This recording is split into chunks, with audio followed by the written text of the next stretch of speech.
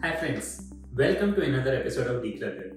In this episode, let's understand how we can quickly factorize quadratic equations. Let me take an example as x squared minus 4x minus 5 is equal to 0. Now, we need to factorize this.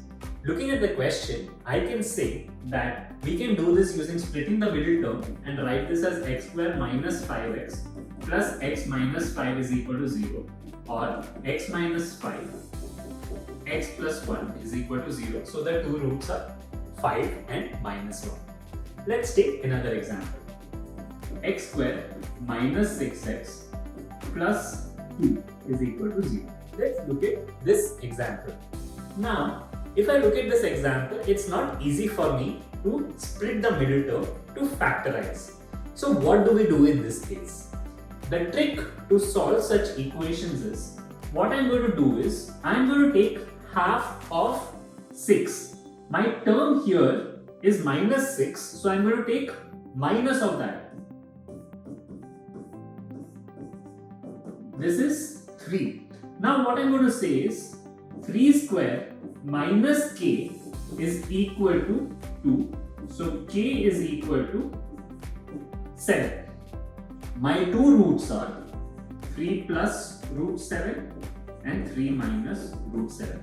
Let's understand where these values have come from. The 3 has come from minus of the b term divided by 2, and the product, the 2, has come from product of the roots. Let's take another example. X squared minus 14, let's take it as plus x now, minus 9 is equal to 0. So, since this is a plus 14, I'm going to take the negative half of this, which is minus 7. And what I'm going to say is minus 7 square minus k is equal to minus 9.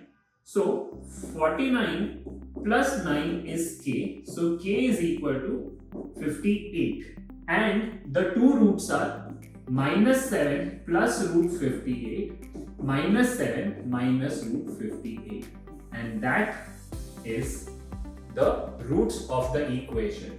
For me to factorize it, I could have simply written it as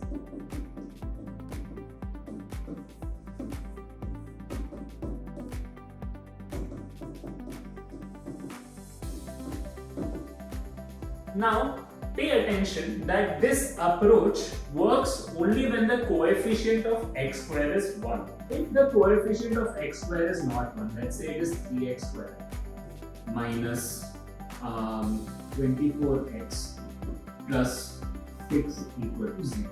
I'm going to take the 3 common. X square minus 8x plus 2 is equal to 0. And I'm going to straight away write the answer as 4 square minus k is equal to 2. So k is equal to 14. The two roots are 4 plus root 14 and 4 minus root 14. I'm going to again repeat where I'm getting the values. This value of 4 is negative half of this, and the product of the roots is equal to this. Minus b by 2 the whole square minus k is equal to c for a generic equation as x square plus bx plus c is equal to 0. Now you might be wondering, since I'm taking only even numbers, does it hold true for odd numbers? It does. Does it hold true where we don't get a real root? It sure does. Let's take an example. X squared plus 5x plus 10 is equal to 0. Now, minus 5 by 2 the whole square minus k is equal to 10. So, 25 by 4 minus k is equal to 10, or k is equal to minus 15 by 4.